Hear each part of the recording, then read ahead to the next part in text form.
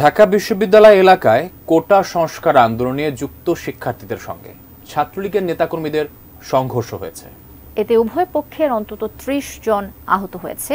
এই ঘটনায় দুই পক্ষই একে অপরকে দায়ী করেছে। মনিরুজ্জামান মনির ও সালমান হোসেনের তোলা ছবিতে মনির ইসলাম মিন্টু রিপোর্ট।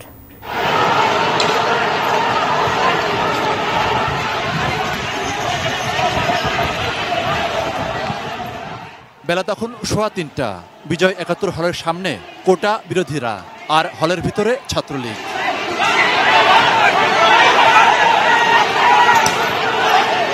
প্রায় ১০ মিনিট ধরে দুপক্ষের মধ্যে দু একটি করে ইটপাটকেল ছোড়ার পর হঠাৎ ছাত্রলীগ হল থেকে বের হয়ে আন্দোলনকারীদের ধাওয়া দেয়।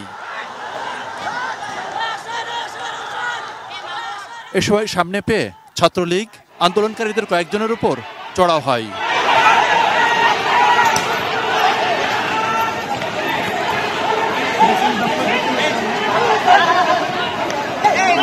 কোটা বিরোধীরাও কিছুটা সংগঠিত হয়ে পাল্টা ছাত্রলীগকেও ধাওয়া দেয়।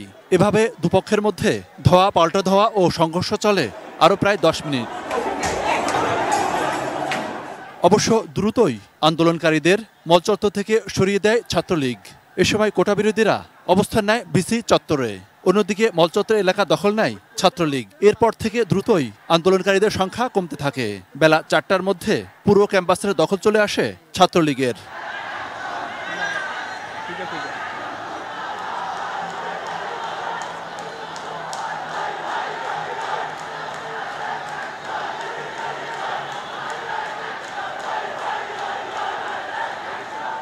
এর আগে ঢাকা বিশ্ববিদ্যালয়ের রাজু ভাস্কর্যের সামনে প্রায় ৩ ঘন্টা অবস্থান নেয় আন্দোলনকারীরা।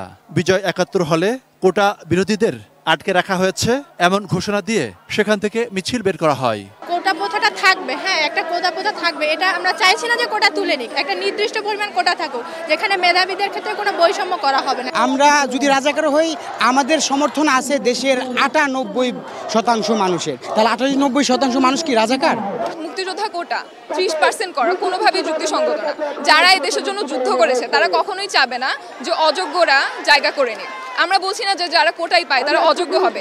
মিছিলটি মলচত্বর হয়ে বিজয় ৭১ হলের সামনে গেলে সেখানকার ৫টি হলের ছাত্রলীগের সঙ্গে কোটা বিরোধীদের এই সংঘর্ষের ঘটনা ঘটে। Monirul Islam Mintu, ATN news, Dhaka.